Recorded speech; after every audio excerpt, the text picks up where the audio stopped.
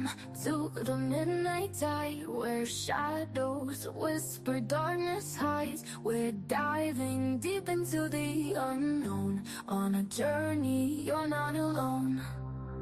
From haunted halls to specters lost, we'll guide you through the eerie frost, with tales that chill and spirits roam. A freaking awesome paranormal show. Ghostly whispers, ancient tomes, mysteries in haunted homes. Brace yourselves, it's time to go. The freaking awesome paranormal show.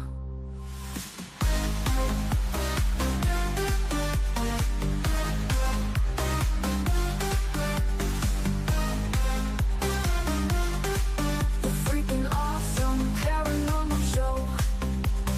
Ghostly whispers, ancient tomes, mysteries in haunted homes. Brace yourselves, it's time to go. The freaking awesome paranormal show.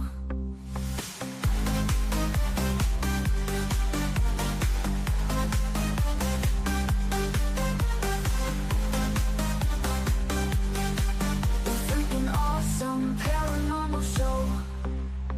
Welcome to the midnight tide, where shadows whisper, darkness hides. We're diving deep into the unknown. On a journey, you're not alone.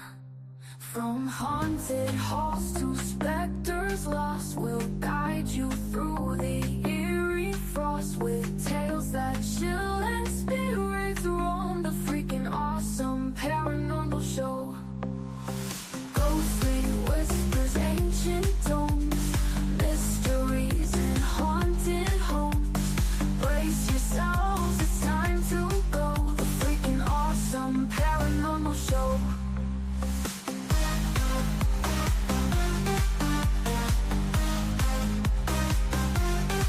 The freaking awesome paranormal show.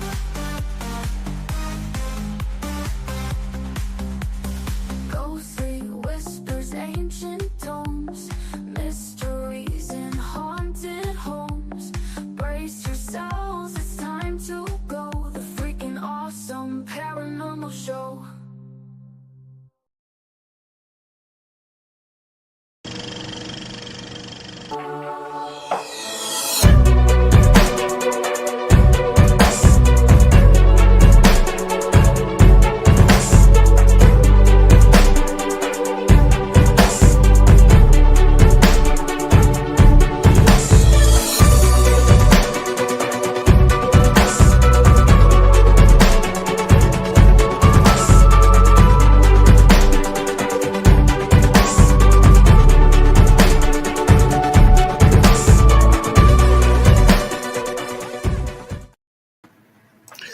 What is up, all you freaks out there? This is Ryan, This is Rhonda.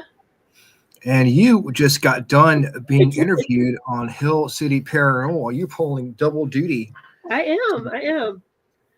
How'd it go? Good. It went well. I think it went really well. I enjoyed it. It was I was fun. kind of had you in the background doing some work around here, and you did a good job. I was impressed. You. Very Thank impressed. you. And I'm actually very impressed that you were able to concentrate on the show, being it is National Green Bean Casserole Day. And yeah. Well, Green Yeah. Bean's just celebrating its casserole day. Yeah. I mean, you'd think I Thanksgiving bet some of our listeners still have green bean casserole in their refrigerator. probably they you may want to eat that. You're getting close to a week now, Yep. but you can eat it and celebrate the goodness of green bean casserole. It is Yeah. also Alien Invasion Day. Alien Invasion Day. Yes. Apparently, the aliens did not get the memo that Yep. it is Alien Invasion Day because, yeah, sick of Thanksgiving shit. Oh man, I was so full after my Thanksgiving dinner. I Could not even look at food. But yeah, apparently it is Alien Invasion Day. So well, we're all still here to talk about it. So yes, they didn't invade.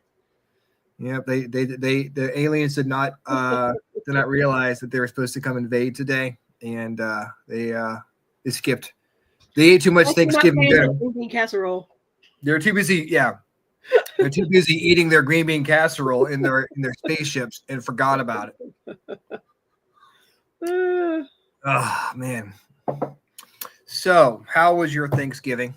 It was good. It was good. It's a good week. And then we had like a long weekend, of course. So with that, and then I got to see you. You got to see me. We had dinner. Weekend. That was fun. I enjoyed. It was fun. It was a good time. I enjoyed. I can't believe how we drove 3 hours or how long. Drove 3 hours back for Romas. I mean, I like Romas, but I'm not driving 3 hours. It was for the music. Yeah, that's what it was. Yacht rock. Yes. We were serenaded. Yep. By a gentleman at the restaurant. Yep. And then let's see, Saturday we had the FPRI Christmas party, so that was fun. A lot of more good food and fun was had. Where was that? That was at Shonda and Mike's house. Oh, fun.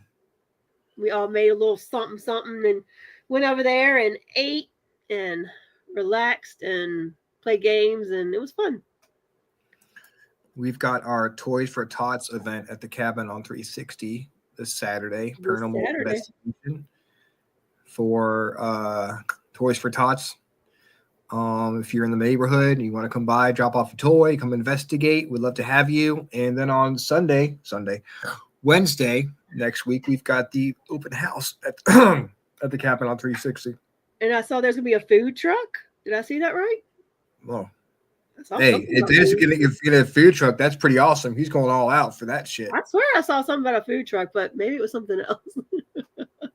Oh yeah, so don't hold us to it, all right? People coming expecting a food truck. Hey, I was expecting a food truck. Rhonda on the Freaking Awesome Paranormal Show told me. No, Rhonda's thinking she might have dreamed that. Just don't get an ego. Didn't drive just 3 hours just to eat food. Hey, you had a Roma's burger there, Howie. So I would have driven 3 hours for that. Off too. Thank you very much. 3 hours. You guys were worth the 3 hours. Well, thank you very much. We appreciate that. I'll drive 3 hours to see you too, brother. Oh, well. I mean, I think I would. I don't know. If push comes to shove, I don't know, but maybe throw in a Roma's burger. I would definitely drive 3 hours for that.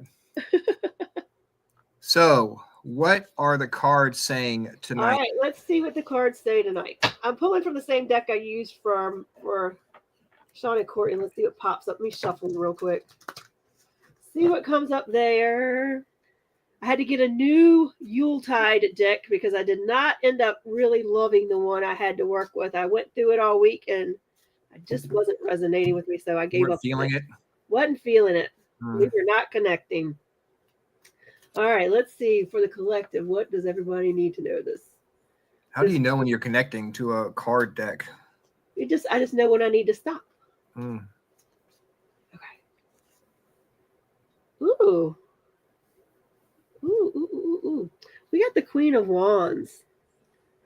So she's a dynamic. I love the Queen of Wands. So this is really all about, to me, because I'm not doing this reading for just one person. Now, I usually don't use tarot cards, but I feel like this is reminding everybody in the spirit of the season to make sure that you're finding time to just enjoy everything and not just kick back and relax, but just find something during the season that just lights your fire. If it's going to look at Christmas lights and just driving around by yourself all night, go do it. Make sure that you're finding that one thing that you're passionate about, that makes you happy.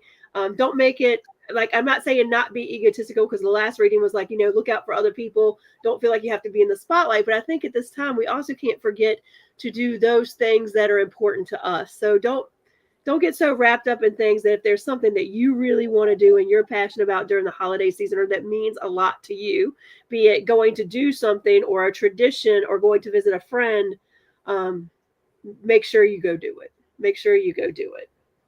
Because there's a lot to be, we all get caught up in the hustle bustle, and that's over. And they're like, oh man, I wish I'd gone ice skating, or oh man, I wish I'd gone to the Santa breakfast or something of that. Whatever it is that you love, go do it. Make sure you go do it. And let's go see what our little snarky cards say. The snarky It's always hard to find time to do everything you want to do, especially this time of year. Even if you just pick one thing that makes it still magical for yourself. You know what I mean? Yeah. All right. Put the phone down. Too much screen time can make you awkward and sad. Go talk to a live person. That kind of goes along with what the readings were on Courtney and Sean's show too. So we're getting a lot of the same thing. I think universe is trying to tell us something. I think so. Here, if you get the same readings with both shows, just take time. Enjoy the holidays. Take time for yourself. Don't let the pressure get to you. Make sure you're taking time for your friends. Reach out to one another. Just say hi. It used to be big people sent Christmas cards and stuff, and I don't think people even do that as much as they used to. I mean, they might send like a text or something. Yeah. But getting Christmas cards and putting them all over the door and things like that. Yeah, it shows you took time out of your day to actually think about doing something for another person. So it's a small gesture, but it's something that I think people appreciate more now because it's so rare. Yeah, that it happens. So since it is Christmas, and this is a family time of year. So this is my family right here. Family time of year. We're going to step away from the curse words that need to be brought back. And we are going to learn some Christmas facts because it's a holly jolly time of year. We're going to learn about the big guy. Okay. Santa Claus. Santa Claus is based on St. Nicholas of Myra, the patron saint of orphans, banking, pawnbroking, sailing in New York City. Okay. Santa did not always wear red and originally wore green, purple, or blue. Coca-Cola decided he should match their colors. So why are you wearing red and white? Because Coke said so. You know what? And they listened. Yeah. Yes. Santa was like, you know what? I think I'm going to go for the red and white. Yep. What's exciting? I did not know that. Neither did I. I didn't realize. I know Coke, designed the way Santa Claus looks now. Yeah. But I just thought it was a beard. How he looks, his facial features and stuff. I did not know that it was, the whole suit. Too. Yeah. Interesting. The more you know what's even more interesting? What? Bigfoot. Bigfoot is more interesting. You know what's even better? What? Lost Tribes of Bigfoot. I'm it's even more to hear about this. I'm excited. What's even more better? We've got a paranormal author and rock journalist on the line right now who knows all about the Lost Tribes of Bigfoot. I want to bring on Maxim Furek, paranormal author and rock journalist, to the freaking awesome paranormal show. What's up, brother? How are you? Hey, thanks so much for having me on. Thanks so much for the invite. Well, I'm enjoying the Christmas cheer and the talk about Santa Claus. So keep it going. I don't want to go and, put a damper on that. So let's keep on talking about Santa. Well, we can do that. I appreciate you coming on a National Green Bean Casserole Day too. I know that's a big holiday. Yeah. And Ryan, where are you located? We are in Virginia. Okay, great. Okay. Yeah. So where are you? Right now I'm in Florida, looking for the swamp ape, but I'm a snowbird. My wife and I spend summers in Pennsylvania. That's where we're from. And then winters in Florida on the Gulf side. And I'll be attending the Ocala Bigfoot Expo in April, which is a pretty big thing. So they get thousands of people there. So just a wonderful event. You know, you meet a whole lot of people. And, you know, Jeff Meldrum was there last year, and just all kinds of people. So looking forward to that. But Florida is a great state. There's a lot of interest in Sasquatch. And my book, The Lost Tribes of Bigfoot, has only been out for 3 months. And I'm excited. It's starting to resonate. And, you know, I approach it from a different perspective. You know, we seem to have different camps in the field. Actually, there's a war going on, you know, the scientific community versus the cryptozoologists.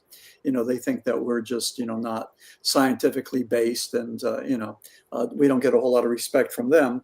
But within the community, you know, you have the Sasquatchers that demand a flesh and blood entity. And if it's not that, then, you know, they won't even consider it. And some of these guys are hardcore. I'm on the opposite side. I'm what they call woo, or, you know, I've been called Dr. Woo, which, you know, I kind of like. That was a Steely Dan song. But, you know, people like me, we approach it from an academic lens. And pretty much, you know, if I contend, my premise is that if it's not flesh and blood, then what is it? Well, let's look at some of the theories. And one of the major theories is the interdimensional theory that maybe Bigfoot, as well as UFOs, as well as UAPs, are interdimensional beings, that they live and they reside in a parallel universe or dimension, and they can shapeshift from their dimension into ours. So that's the theory. That came to us from the 1930s by Albert Einstein. Right. And he had the wormhole or bridge theory, claiming that there's wormholes or bridges that connect one end of the space-time continuum to another. So at least theoretically, this would allow for the Space Brothers to travel trillions of light years, you know, from point to point, just in a second. So that's one theory that has been proposed by people like, and I agree with it, by the way, but people like Albert Einstein, like John Keel, like Jacques Vallée. So that's one thing that I talk about extensively in the Lost Tribes of Bigfoot, and you know, glad to be here to tell your listeners about it. So, if it's, you know, they're interdimensional, would that be the reason why you can never get a really clear photograph of them? We never have, and everybody says, well, what about the technology?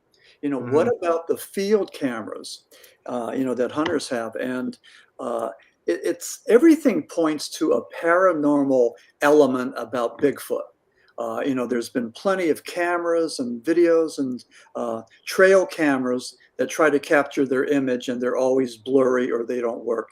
And why is that? I mean, we have the technology in 2024. Why haven't we been able to go and catch, you know, capture a really good photo, a good image of Bigfoot? And, you know, numerous people believe that there's a paranormal aspect. Rosemary Ellen Guiley said that she talked about the bilocation and the rapid transport. You know, you see Bigfoot in front of you, then all of a sudden they're behind you, or vice versa. So they have this bilocation that again purports to some sort of a paranormal element. And again, this is the essence of the paranormal or the supernatural. We just don't know. Right. You know, we don't know the cause and effect. And typically, you know, when I talk about the supernatural, you know, and I'll be asked, you know, what's the difference between the scientific and the supernatural? It's just that with the scientific, we have a bunch of laws. And for example, you know, you see the apple drop, and that's the scientific cause and effect. You know, the effect is we see the apple dropping, and we know the cause is Newton's theory of gravity. So that's a good one. That's an easy one. But then when you see orbs in the sky, when you see a light hovering over your car and your engine conks out, things like that, and you feel like you've lost time, then that purports to something else. But we don't know what it is because we don't have that scientific cause and effect. It could possibly be part of the scientific realm, but at this point, we just don't know because we either don't have that data, or the data we have is misunderstood, or the physics is misunderstood. So there's a lot of the stuff that we don't know, that we just have conjecture, and we try to figure out with programs like this. We discuss the parameters, the beginning and end, and try to make sense of it. And so I don't know. I just have my theories, and I keep on reading and researching and talk to other people just to see what makes sense. And and from a scientific basis, not from an emotional, pledge of loyalty type of thing. And then some of these Bigfoot people that look for Bigfoot, I mean, they're really committed to the flesh and blood theory, and which is fine. I'm not, I have no problem with that. But they do find the footprints and stuff like this. So if they materialize, are they solid when they materialize, and then they can go back into another dimension? Well, good question. I get the questions like, what do you suppose Bigfoot does all day? And I get those. What would you do if you saw a Bigfoot? I would freak out. I'd be jumping up and down. And listen, I want to talk about when I did see Bigfoot. My wife and I were back in Pennsylvania. We're on this trail. It was on a Sunday, and next to the Susquehanna River. And all of a sudden, I see this creature, wide shoulders, dark, and it's coming towards me. And it was the most profound, exciting, dynamic, experience of my life, or one of the top 10. And I'm looking, and here it's Bigfoot, and it goes to the left, and then it's coming closer to me. And here it wasn't Bigfoot. It was a woman wearing this very big fur coat with leather, with shoulder pads. And I mean, she wasn't trying to be Bigfoot or anything else. She just, from the distance, she looked like Bigfoot. But that's what I thought was. And I got so jacked up and excited. And anyway, it wasn't. But for 1, 2, or 3 seconds, 1001, 1002, 1003, I actually thought that I saw Bigfoot. And I got that thrill. I got that charge. I can only imagine what it feels like to see one, which has to be a gift. I mean, just amazing. I know people that have seen Bigfoot, and it seems to be sort of like life altering. It just changes everything. But I've never seen one, but I look all the time. I go into the woods in Pennsylvania, the deep woods, and in Florida, and I'm looking, but so anyway, that's my story. I don't know. I don't know how they manifest. I mean, nobody really does. Nobody has the answers, but we have a lot of conjecture. We have a lot of theory. So, I think that if somebody can go and give you an idea of what they think they are, and then back it up with a theory, then you have something that is a little bit more valid than somebody just speaking from their heart, or from an emotional point of view. So I have a silly question, and it's probably going to sound silly just because I'm really just in the last few years started exploring and understanding a little bit more about these inner dimensions and understanding that they probably exist. When you say that the Sasquatch, the typical Sasquatch investigator is looking for flesh and bone, when we look at it from a perspective of maybe it's a different dimension, another time, either in running in parallel with time with us, or maybe even past or future, would they still be flesh and bone, just not of this time? Yeah, maybe. Let me see if I get this right. I think we have 4 dimensions. It's width, height, length, and time.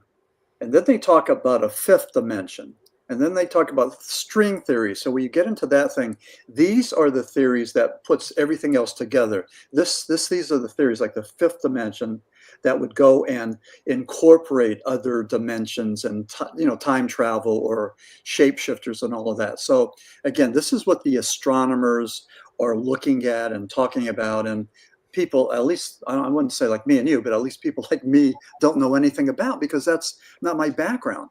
Right. But I'm a former psychologist, I'm a former drug and alcohol specialist, but I'm really fascinated by flying saucers and cryptids and haunted houses and all that.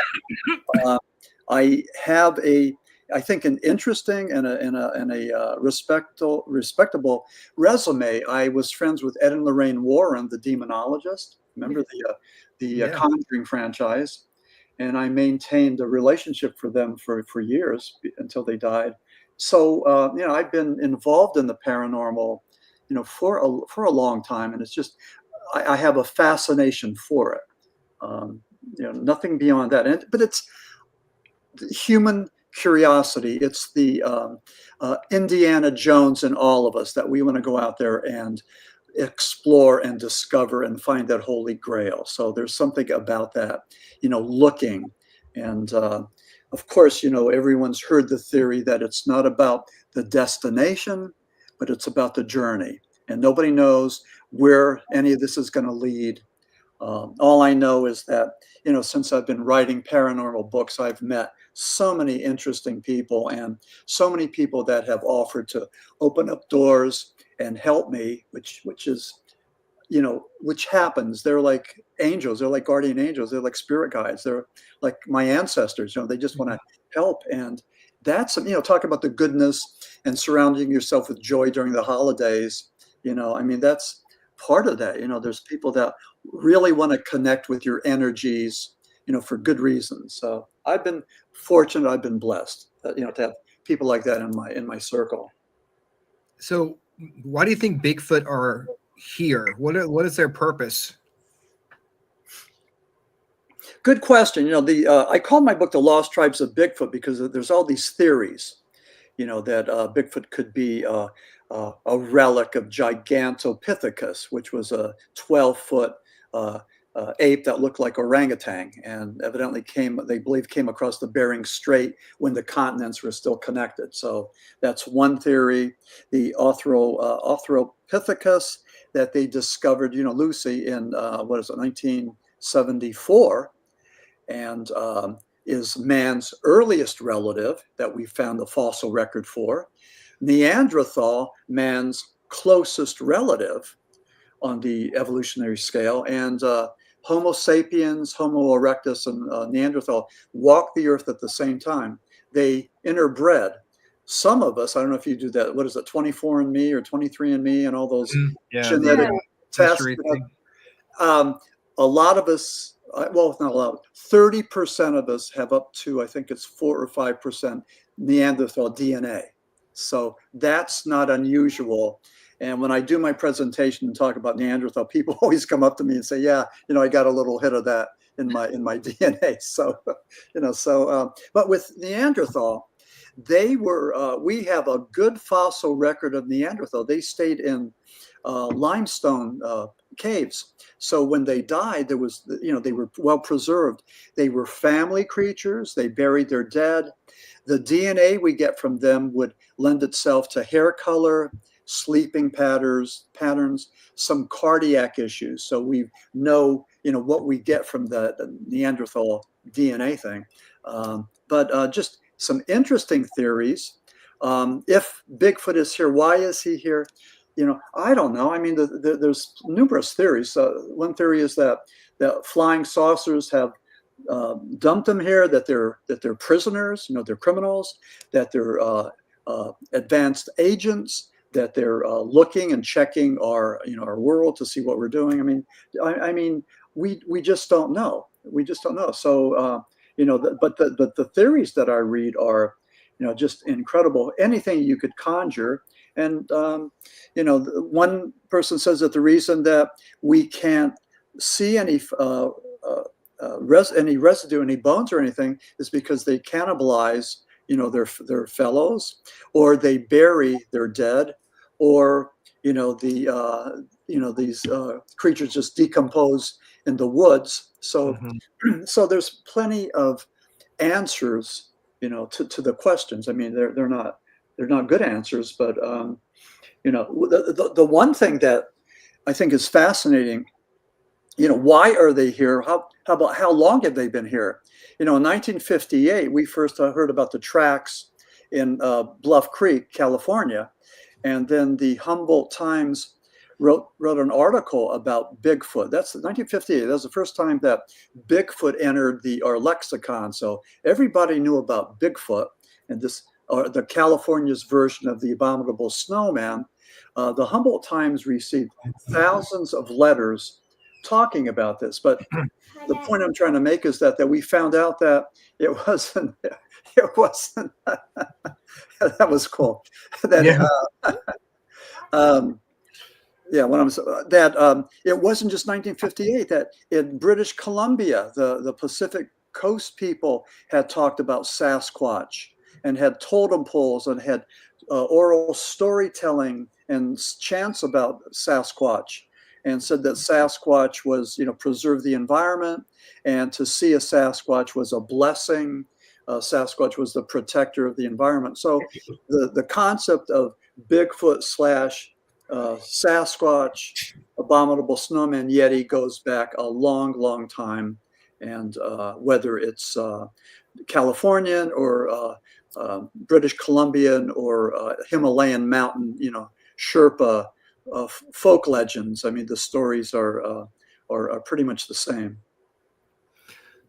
Do certain areas of the country, or where the Bigfoot, like skunk ape or Sasquatch, are there different temperaments as far as how they are with humans, no matter, depending on where you are? Are some better, I guess, not as hostile towards humans, depending on where you are in the country? Yeah, good point. First of all, where are they? I think most of them are located in Washington State or the Pacific Northwest. But Pennsylvania, my home state, is allegedly number 3 in Bigfoot sightings, and especially a place called Chestnut Ridge, which is western Pennsylvania. It seems to have a prominence of Bigfoot and UFO sightings, both together. So whatever that is, we don't know. But again, that sort of alludes to a paranormal aspect. But the reports about Bigfoot seem to show that they're sort of docile. When they see us, they go away. They stay away from humans. There was a report in northeastern Pennsylvania. A friend of mine, Craig Long, he's now a district magistrate. I don't know what you have in Virginia, the Justice of the Peace. Do you have magistrates? Yeah, we do. Okay, well, Craig used to be a sheriff. He was a law enforcement guy. He gets a phone call, and this widowed guy was really excited. He was freaking out. And here he went to let the dog out around 11 o'clock at night, go to the bathroom. And this gentleman saw this 12-foot creature. And he said it was a Bigfoot. He thought it was a Bigfoot, but he said it had kind eyes. He remembered the eyes. He said he wasn't afraid. So the dog saw it, the dog reacted.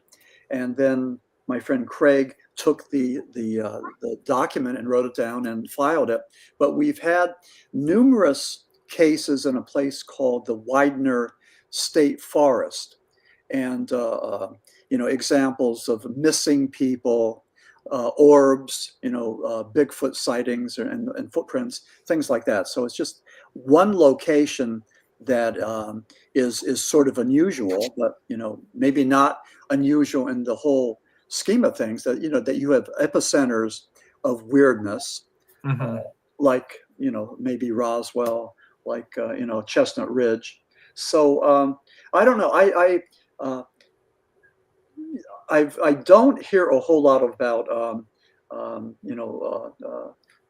threatening Bigfoot. A friend of mine, my neighbor in Pennsylvania, we were having dinner, and he just casually mentioned that he had seen two Bigfoot in the local cemetery. And one was cinnamon color, the other was black. One was larger, one was smaller.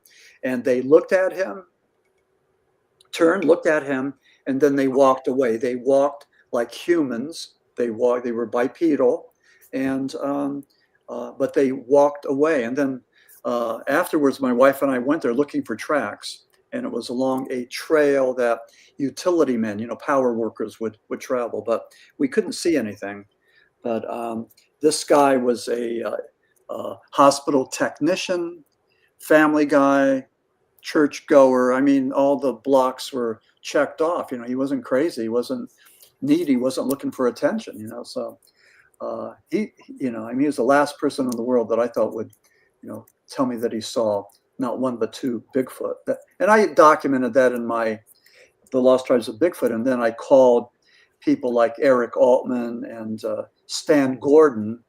And I don't know if you have anybody like that in Virginia, but in Pennsylvania, Western Pennsylvania, Stan Gordon is the guy that sort of is the gatekeeper. And whenever the state police get any reports of flying saucers or Sasquatches, they tell the people to call Stan Gordon. And so Stan just documents all this and does a great job. I mean, he has files and files. I mean, he keeps a running record of who sees what. So pretty amazing. So has there been any, you were kind of talking about like they saw these people kind of like in a cemetery that resembled Bigfoot. There's been, here in Virginia, we hear quite a bit about, especially in our mountainous area towards the Appalachia. Uh-huh. I've heard some theories, and I just didn't know if you had researched this or had any information or dug into it, but that there's still some tribes of actual humans who have chosen not to be part of society. They kind of live in the foothills and in the mountains, and they live off the land. They they're very Neanderthalic, like, if you will. Is the thought that Bigfoot could and did be some of these people who are more exposed to elements and just haven't evolved where we have? That's a great theory, and I think that's something that we need to go and investigate and research. I don't know. We're just trying to find answers. I think that I think about J. Allen Hynek, the ufologist, and he was an astronomer that participated in the government's Project Blue Book, Project Sign, Project Grunge. He was their go-to guy in all these things, and Hynek was a skeptic. But eventually he came around and believed that UFOs were real, and that we needed to show respect to the witnesses that were seeing them, because pretty much the scientific community would just laugh at somebody who saw things. They would just say that they were hallucinating or seeing Mars or just some ridiculous thing, rather than asking questions and trying to find out what the persons actually saw. But Hynek gave us terminology. He gave us the concept of high strangeness, that when you see something that's strange, if it has different elements, then that has more validity. Or the close encounters, the first, second, third, and fourth kind. Again, he gave us that vocabulary that we never had before. So I think that it's up to all of us, Rhonda, Ryan, Max Furek, to come up with terminology that sort of fits, and talk about our theories and our terminology until it doesn't fit any longer, and then you take that and break it up into something else. So I think at this point, the best we can do is go and create a vocabulary of what we're talking about, because all these questions are good, but so many of these questions are just unanswerable. We're just asking for conjecture, and I listen to the podcast. I listen to the podcast a lot, and I listen to these guys that claim to go out there and hang out with the family of Sasquatch and give them apples and pears, and that they like certain kind of music and they don't like rap or rock and all this other stuff. And I don't know. I mean, if it's true, then at least show me some proof.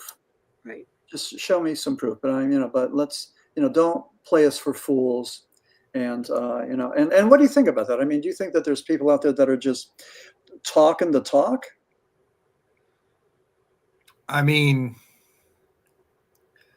until like you said, until I see proof that they're actually hanging out with Bigfoot, and why wouldn't you bring something, even a hair, that could be analyzed? Because if it's a interdimensional being, then the hair, if you bring a piece of hair and you have it analyzed by science, it shouldn't match anything that we have living on the planet. And it'd be like, okay, look at this, and it'll be something at least.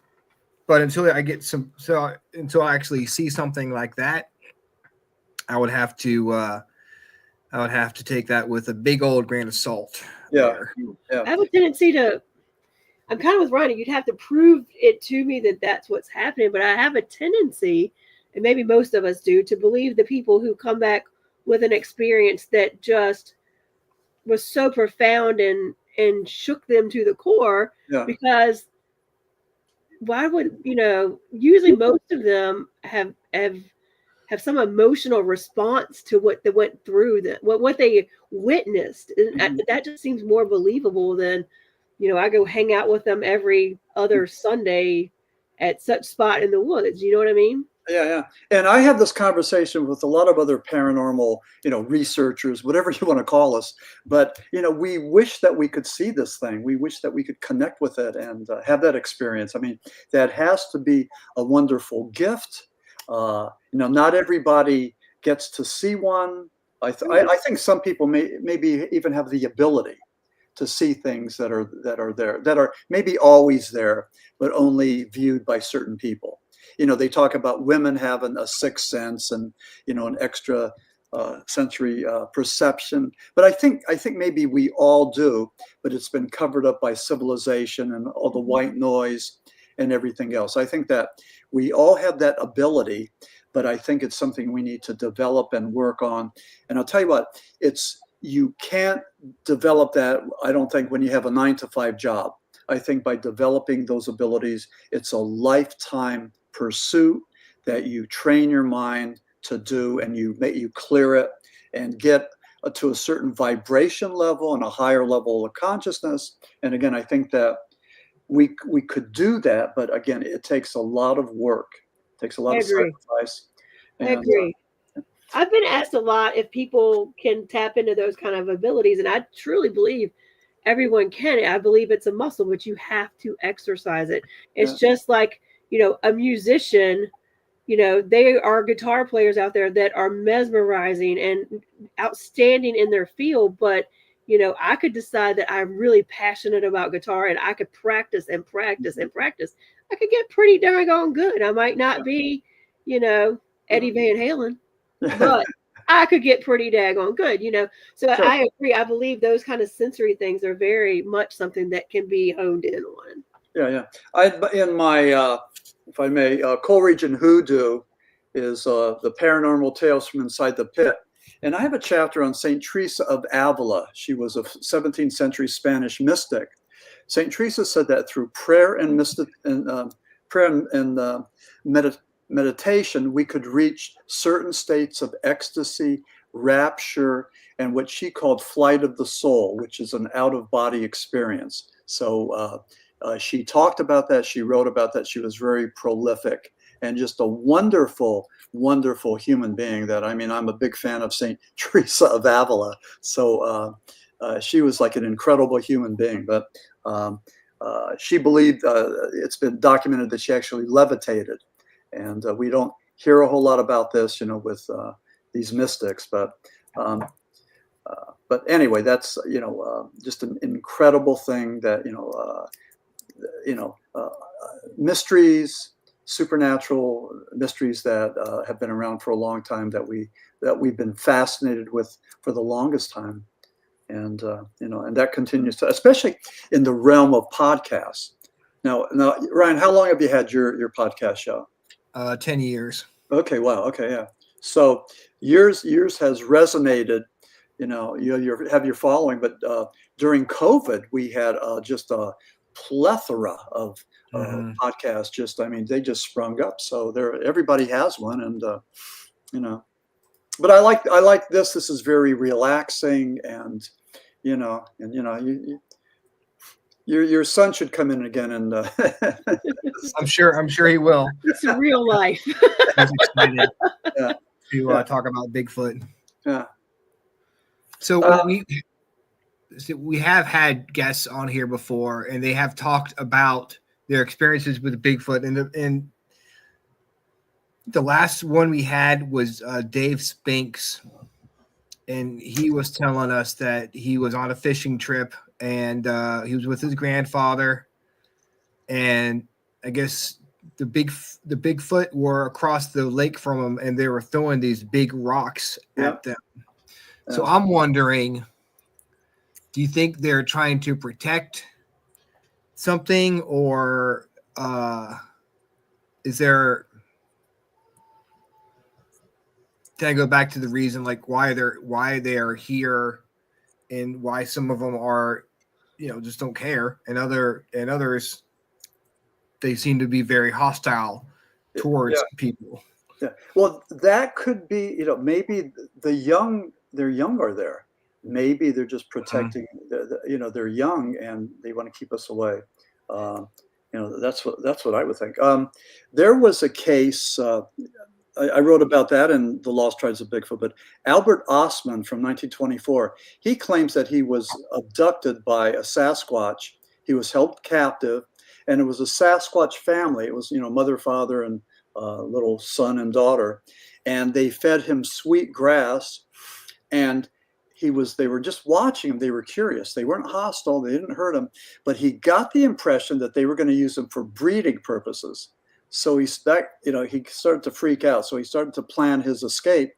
And what he did was he had a gun and he had chewing tobacco. He enticed, according to his narrative, the father, the larger Bigfoot, to take the chewing tobacco. The Sasquatch got sick.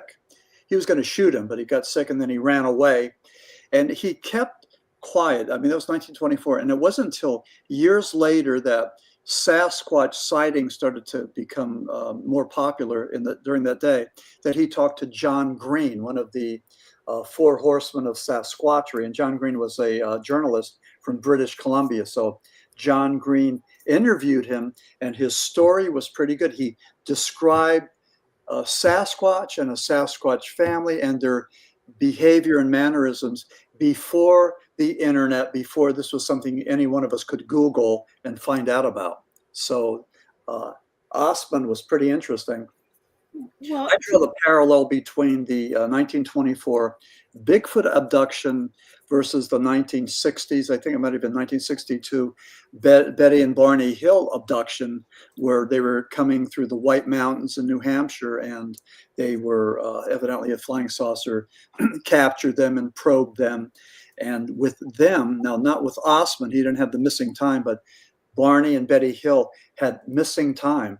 Something happened, and they went to a psychiatrist in Boston who did the regressive hypnosis, and they were the first known individuals to have been abducted by a UFO, and that opened up the door. I mean, so many other people talked about that, and John Mack from Harvard investigated that, and just it became a reality. It became another part of Hynek's Close Encounters, So I think these things are interconnected, and I believe there's a real tangible connection between Bigfoot and flying saucers. I still use that word flying saucer. I was going to ask that because I've heard a couple of people recently say that there seems to be some correlation between UFO sightings and Bigfoot sightings. Mm-hmm.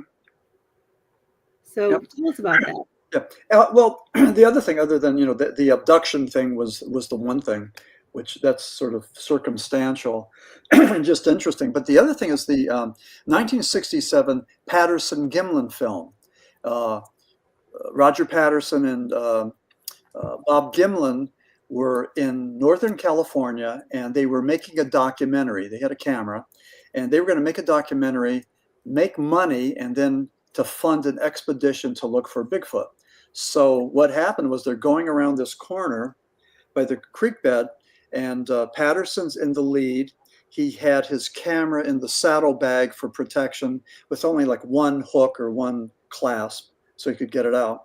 Gimlin was behind him leading a pack horse. So they go around the corner and all of a sudden they see a female Sasquatch. It was later named Patty, but Patty turns around and looks at Patterson. Patterson's horse bolts and he falls off, and as he's falling out, he's taking the camera and shooting. And he didn't think he got anything, but what they did get was only 58 seconds of footage, 58 seconds. So that 1967 Patterson-Gimlin film, which I consider to be the holy grail. This is what, the proof that we've been looking for, I think is the best proof we have. And that pretty much slots in with the 2004 UFO film with the Navy pilots off of the coast of San Diego. And they saw this tic-tac shape that was going back and forth. It had a G-force faster than any human could withstand. And then this UAP, this unidentified aerial phenomenon, hovered, and then it went under the water. So the Pentagon, who had changed the name from UFO to UAP, now changed that term from unidentified aerial phenomenon to unidentified anomalous phenomenon. So the Pentagon keeps on changing the names. We keep on getting more and more departments looking for UFOs. And just a couple of months ago, the government had another bunch of witnesses talking about UFOs. Trying to be more transparent about what the government knows and what they're going to show. So I don't know. I wrote a letter to Marco Rubio. I'm down here in Florida, so I wrote a letter to Marco last year. He was on the UFO committee. Now he's Trump's Secretary of State. But anyway, Rubio's office sent me a letter back. But I was saying this: if David Grush is contending that he knows where the flying saucers are and he knows where the bodies are, then let's make him show his cards. Okay, where are they? So let's go and come to part 2 of this story. So let's not just titillate us with these stories, but give us the facts. So that hasn't happened yet, but that was my purpose in writing to Senator Rubio. So I don't know. Now, I think there are a lot of people go missing in the woods to go hiking and stuff, and they don't come back, or they end up they end up somewhere else where they don't even realize how they got there. Do you think it's a possibility that maybe they were taken by Sasquatch into another dimension and then either are stuck there or came back and don't realize that's what happened? Or it's just like you're gone for a week, but it felt like you were gone for like a minute in the other dimension? Absolutely. But you know what, if they were doing that, I mean, I have a background in addiction. And, one thing, a lot of times when we have an operation, instead of giving you Demerol, something that's really sweet and, you could really get addicted to it. It just it gives you a real nice feeling. They use propofol and fentanyl. They're powerful. They're fast acting painkillers, but they couple that with Versed. Now get this, Versed is a benzodiazepine that kills your memory. So no matter what they're doing with this surgery, this operation, you will have no recollection of that. So let's just say that we're going to go and capture somebody, take them to another dimension. There has to be some chemical or psychological equivalent to Versed where you would block out that memory. So the person would come back after being abducted and have either no recall of that, or they would have transplanted memories, make-believe memories. So either one of those is possible, but maybe we're being abducted and probed, and they're learning about the DNA and all kinds of other things, whatever they want to find out, and then we're released. That was Do you think Bigfoot are spiritual beings? Yeah, I do. I think they are spiritual beings. Again, the Native Americans, the coastal peoples in British Columbia speak of Bigfoot, Sasquatch with reverence. They have totem poles and stories and songs, and they believe that to see Bigfoot is a blessing, is a good thing. And I believe Bigfoot is a spiritual being, just as I believe that that human beings are spiritual creatures, and we need to express that spirituality. And just as you said earlier at the Rhonda, at the beginning of the show, looking out for others, having kindness and compassion and all that is pretty much how we express that spiritual essence. But I would say, just on that theme, as Christmas is approaching, I like to get with friends, or I like my solitude, like doing my writing or my reading, or I listen to music, and not Christmas music, because that drives me crazy. Not that, but my music, like bluesy, folksy, whatever, some other stuff. So anyway, feeling music. This is some good feeling music, because Christmas music can be a little on the low side.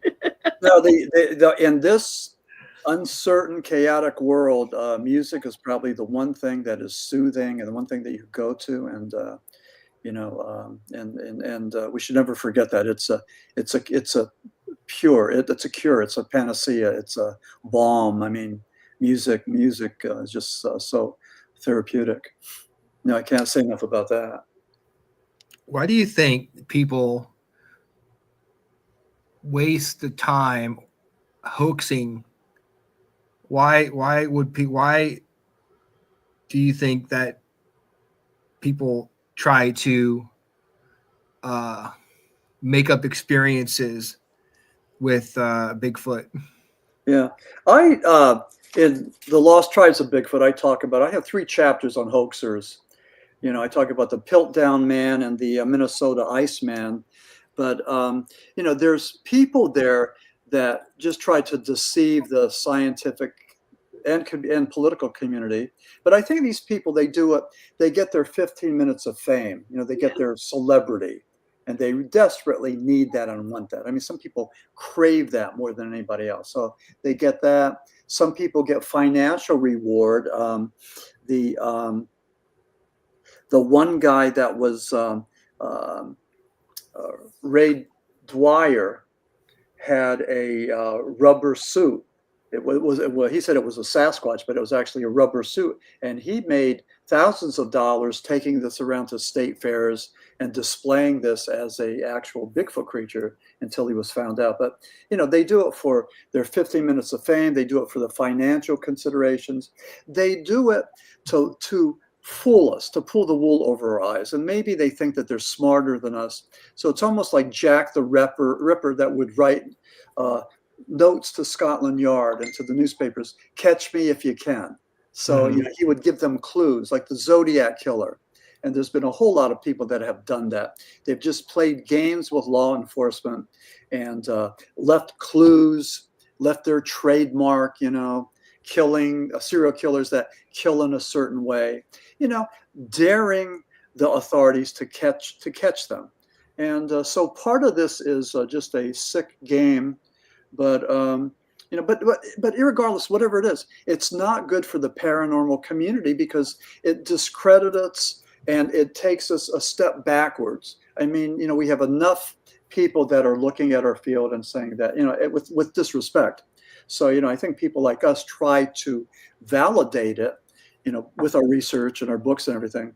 And, the hoaxers, just, take us, steps backward. And, people talk about the hoaxes, not about the, maybe the Patterson Gimlin film or the TikTok video. So, that one, the hoaxers make it so the Patterson Gimlin film, people now look at that and they think that is someone walking around in a suit, because they just assume just because one person is a hoaxer, that means it discredits everybody else. Yeah.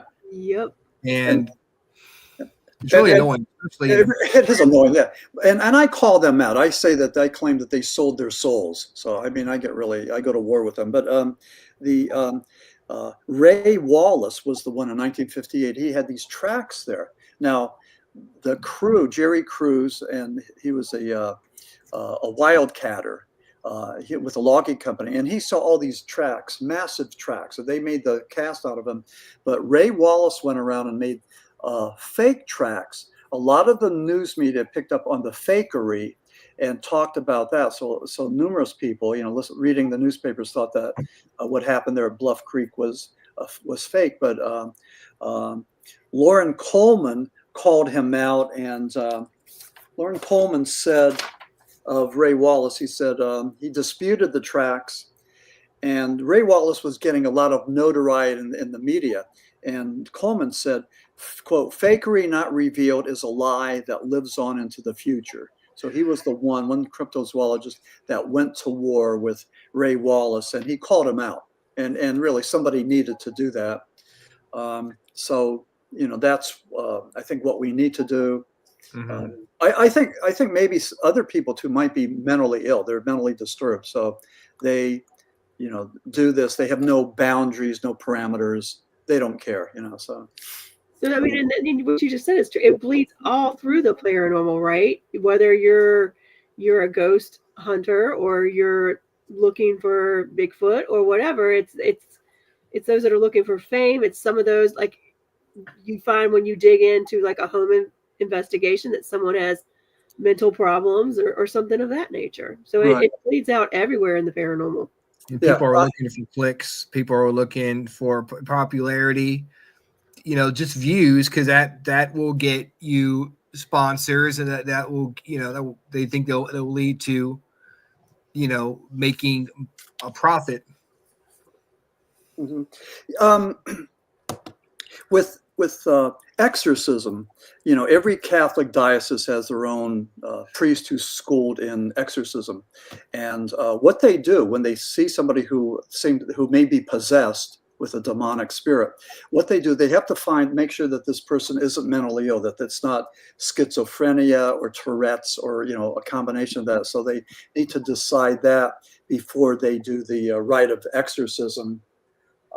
I mentioned earlier, I met Ed and Lorraine Warren. They were the Roman Catholic demonologists, and they were responsible for the Conjuring franchise. Yep. Something like 9 motion pictures worth $2.1 billion. I mean, it's the highest grossing horror franchise. But they were on a 15-city book tour. They co-wrote a book called The Haunted. It was about the Schmurl haunting in West Pittston, Pennsylvania.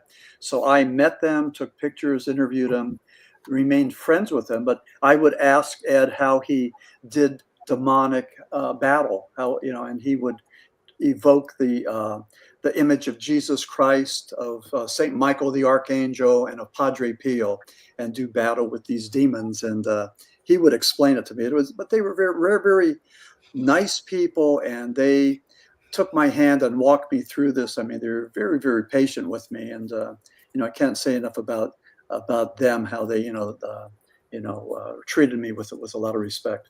So, but with the West the Schmurl haunting, Ed and Lorraine Warren couldn't chase away the demon, and they brought in these priests, and they couldn't. So they finally brought in this priest from New York, this Father Alphonse Treble.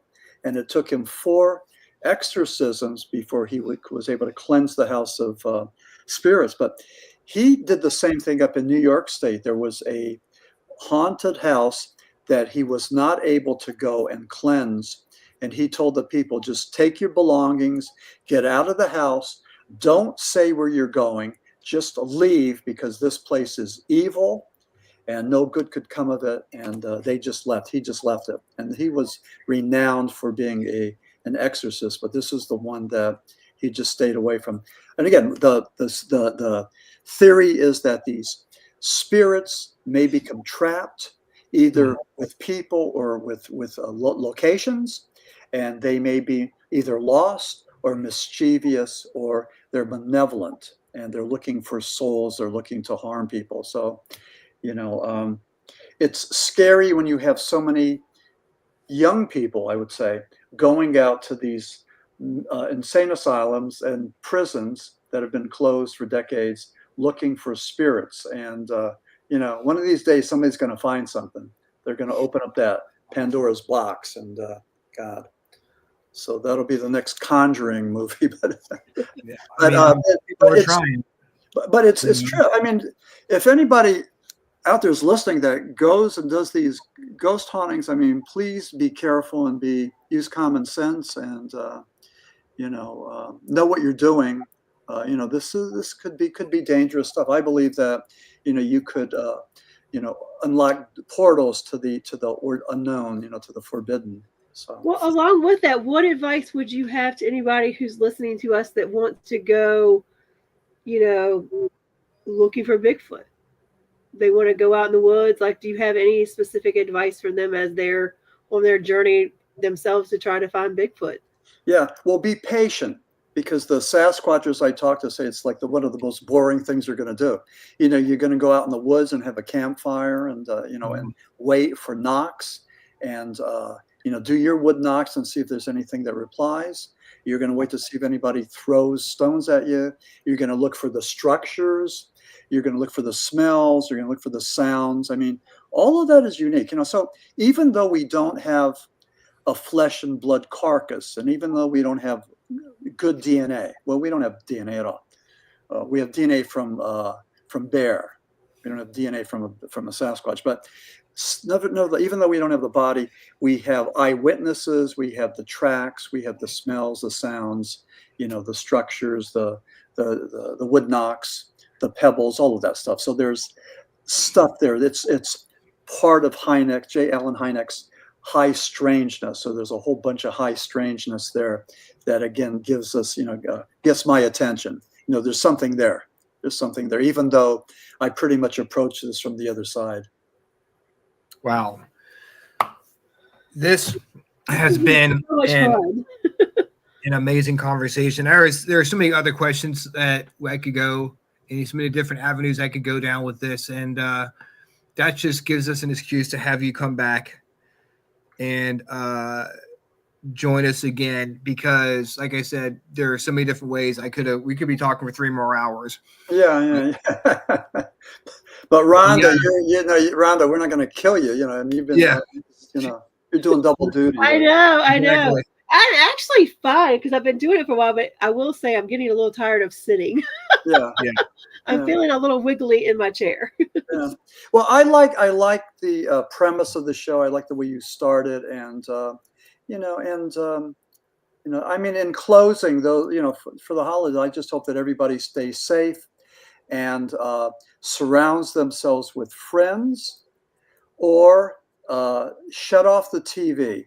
Don't watch TV, because what you see there, these Hollywood families around the Christmas table, that's not real. That's fake. That's just going to make you, that's going to make you sad.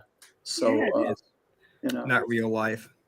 It's not real life. Yeah. Yes, I agree in general. I find I watch so much less TV now because it's just so much negativity. Yeah. So much like it's sad to know that sometimes, especially over summer, because I had a tendency to be outside more and enjoying that, I would find out a hurricane was coming towards Florida, and I'm like, oh crap, I didn't realize that was even coming. So yeah, it's bad, but I think it's good to turn on the music, turn off the TV. That's great. That's great advice. Yeah, I'm going to be in Virginia with Daniel Benoit. Okay, yeah, he does a convention up here. I believe in April. Nice. So I'll be there. Make a trip out there, Rhonda. Yeah. Oh, cool. Okay, the East Coast Bigfoot. Yeah. I definitely want to go check that out. Yeah. And how close are you to where he's in? What is it? Right down the road. I'm trying to think of the name of it. Like Stanton, or is he in Roanoke? No. I don't think it's Roanoke. I thought it was in Pennsylvania. No, he's in Virginia. No. Yeah. He's in Virginia, I believe. But Pennsylvania has tons and tons and tons of these expos, especially in Western Pennsylvania. I mean, every weekend there's a Bigfoot expo. So you have to let us know closer to. Remind us that you're going, and maybe Ryan and I can just road trip Oh, that would be great. Yeah. Okay. Yeah, that'd be awesome. I missed it last year. Yeah. So yeah, I definitely want to come. Definitely want to go check it out. And how can people? Where can people find your books, and how can they see what you're doing and where you're going to be? Yeah. Well, I should update my website, so I'll tell them where I'm going to be. So I should do that. I have. That would come in handy. But it's if yeah, if you want to connect, it's www.maximfurek.com, maximfurek.com. So you could read about me and my career. You could look at my books, and you could either purchase books from me that are autographed, or you could go to Amazon and give Jeff Bezos, the billionaire, the money, because Jeff really needs the money. Yeah, he's on hard times. Yeah. So me, I'm just trying to get enough for a ham sandwich. But no, this is great. I love being a paranormal author and meeting people, and it's just great when people reach out and say, "I've read your books," and I like this. But I mean, it's just an awesome feeling. So, well, I co-host another podcast with Ed Odell, and he was on here earlier commenting. He just loved what you were saying. So I have a feeling he's going to reach out to you. Want you to join us on the other podcast as well. Oh, good. That would be great. Yeah. Okay. Yeah. Very good. Okay. Now, are we still taping? Earlier. Yeah. And we're still taping, right? Yes, we're still live. Okay, good. Okay, yeah. Well, that would be great. Yeah, let them know I'm interested. And okay. Now, was this went out live, or is this? It's out live. We're live now. People are watching the show. That's where they're commenting and stuff. Okay, very good. Okay. Yeah. So then it's on my YouTube channel now. It's on the Facebook page, and we'll share it out for sure. Yeah. And I just have a question, not a personal business question, but I mean, how is it with the proliferation of podcasts? I mean, are you guys cannibalizing each other or what? I mean, there's tons of them. So how can you survive and stand out and keep it going? Well, I mean, we try to support our friends as far as the podcast that Rhonda was on earlier. They're having them on the show next week as part of our Christmas episode. And then, of course, Rhonda's on the Orion Effect on Sunday nights. And I guess, we just try to focus on, what we're doing. Yeah. And we try to be as good as we can for the guests and the listeners, and not really worry about what everybody else is doing. I think there's a lot to keeping it very relaxed like this, much like we're just sitting around a coffee table talking. Yeah. And I think as you as guests, they invite their followers, so then your followers grow because they tune in and they like you or they connect with you, and so you get more and more that way. Yeah, it's hard to start off now, like trying to gain an audience. But doing this for 10 years, I think we have a good basis, and so that helps. But yeah, I wouldn't right now. There's such a plethora, like you were talking about with COVID. People are sitting around with nothing to do, and they're like, oh, well, I can download this app and start a podcast, and and it's just like all the paranormal shows that are on YouTube, they all kind of the same. So you gotta find a way to kind of stand out or be different, and still be enjoyable. Plus it is nice to be able to have some place where you can talk about things like we're talking about now, where before you may not have felt comfortable talking about these things, Bigfoot, ghosts. Yeah, right. And if anyone wants to start a podcast and it help express themselves in that way, then I say go for it. Yeah. Yeah. When people come up to me, when they draw me to the side, it's usually to tell me about orbs that they see or dead people that they talk to. Those two things. Rarely about Bigfoot, rarely flying saucers. But you know what I think that is I think the paranormal and like the spiritual aspect is getting so much traction now, where like it's okay to say you're a psychic medium. It's okay to say, hey, I'm a paranormal investigator. I go sit in a room, but just like with Bigfoot, I go sit in a room and we talk to ourselves and hope that something happens. People feel more comfortable doing that. So now they're starting to branch out.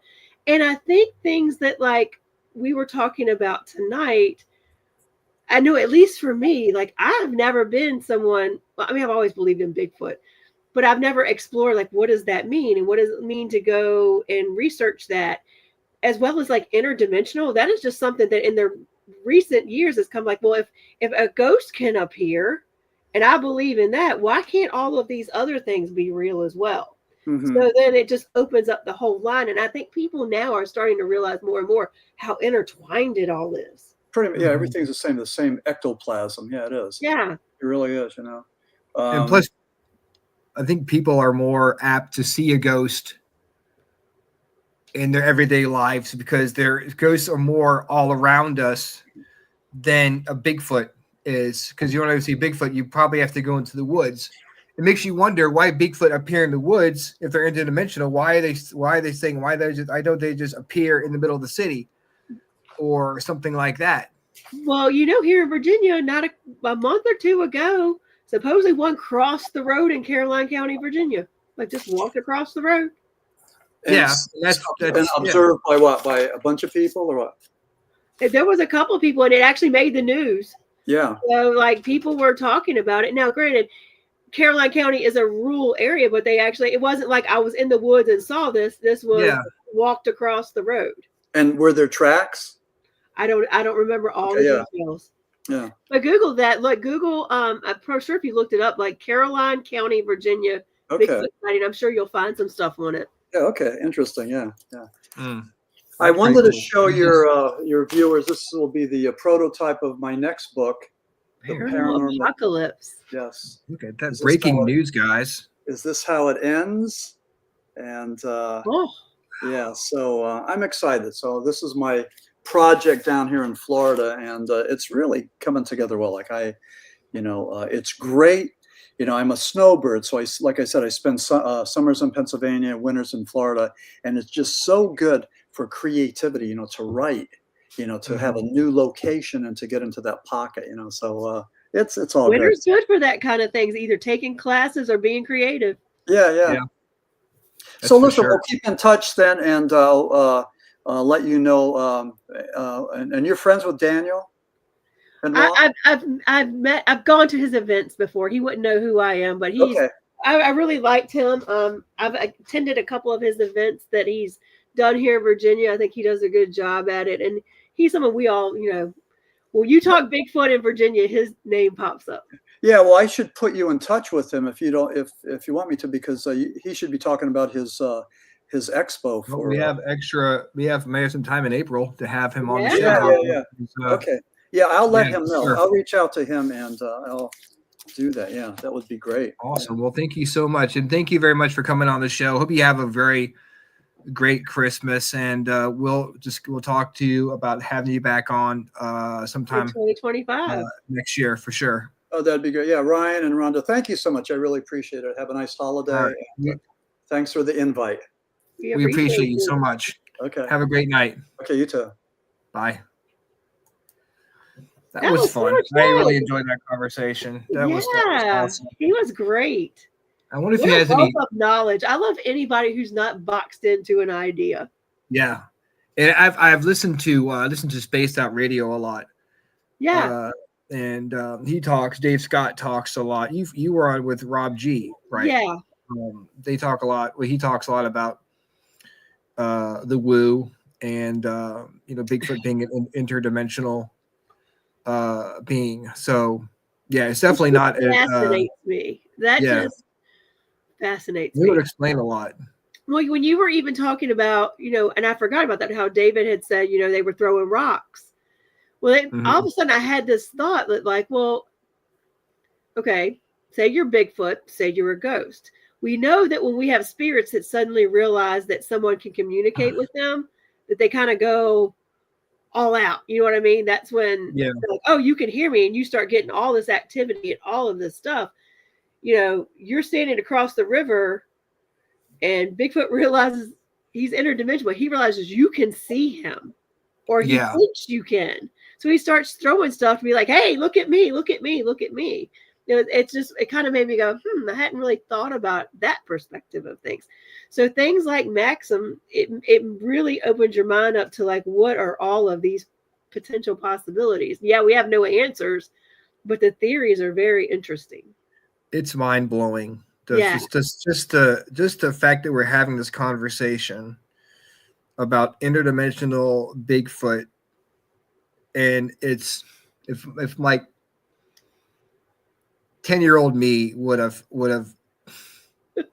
known that this is the conversations that we were having growing up, they'd be like, oh.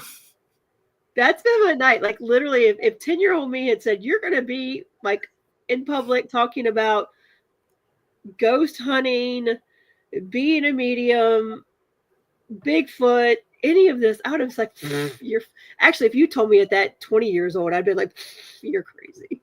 I'm not going to be doing that. Yeah.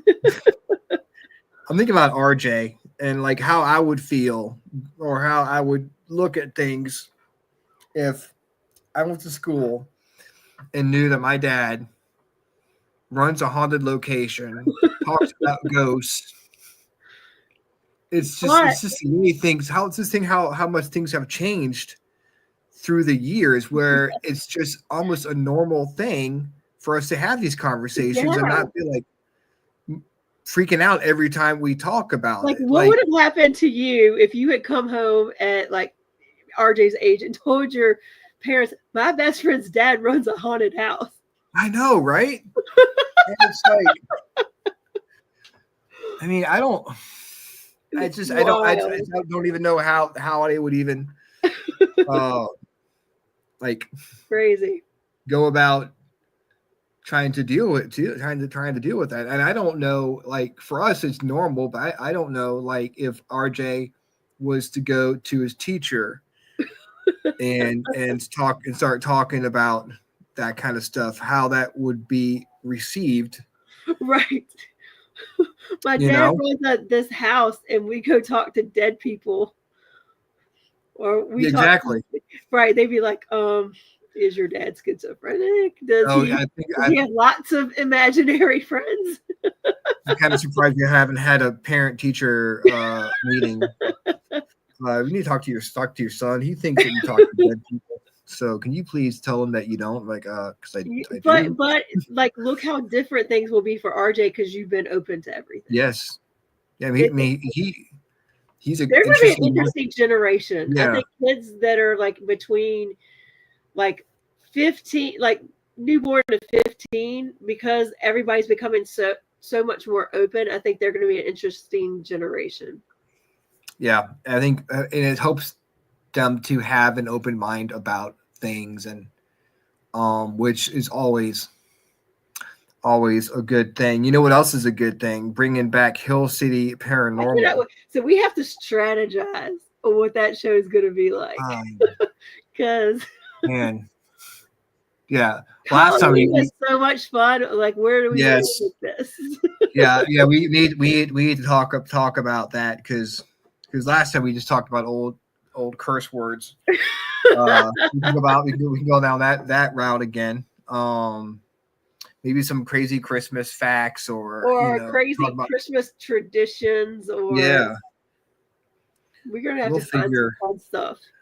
We'll figure something out. So we have our Christmas special early this year. That's next week, and then December 17th we have Carrie Lynn Shellhorn, which will be fun. She's a really good friend of mine, and she's a psychic medium. And she is one of those. She'll go down any topic you want her to. We can talk spiritual, or she will go down the road of aliens, any of it. She's good with all of it. We haven't had a good alien conversation yet on the show. I don't think we've ever talked about aliens on the show. No, we haven't. She's good to talk about anything, so she'll be a lot of fun. She's just one of those people she gives you the warm, squishy feelings. She's just such a good person. I do Everybody love a good her. warm. I do love a good Everybody warm. should love Carrie Lynn. Well, we're looking forward to having her on in 2 weeks. But next week we are back here with the Have Yourself a Freaky Little Christmas special. Have yourself a redundant there. Christmas special. I was like, if I can say have yourself a freaky little Christmas special, that sounds a little redundant. So we're doing commercials and a little bit of hodgepodge of everything that night, right? I think we're doing the commercials on the Thursday for the Freaking Awesome playlist. Okay, that's when we're doing that. Thursday. Okay. Yeah, all right, cool. And then we'll be. I think Tuesday will be more discussion, talking Christmas memories. Just we're gonna get all the Christmas feels out. Hodgepodge of whatever. It's gonna be like Christmas threw up everywhere. Yes, we're gonna throw up Christmas. So we're gonna have Yuletide puke all over the place. The Freaking Awesome Paranormal Show. Guys, thank you so much, everyone who tuned in. We had a lot of people tuning in tonight. Awesome. That was awesome. Rhonda, I will see you next week. Yes. Same freaking awesome time. Same freaking awesome show. Have a good one. Good night, guys. Bye. Bye.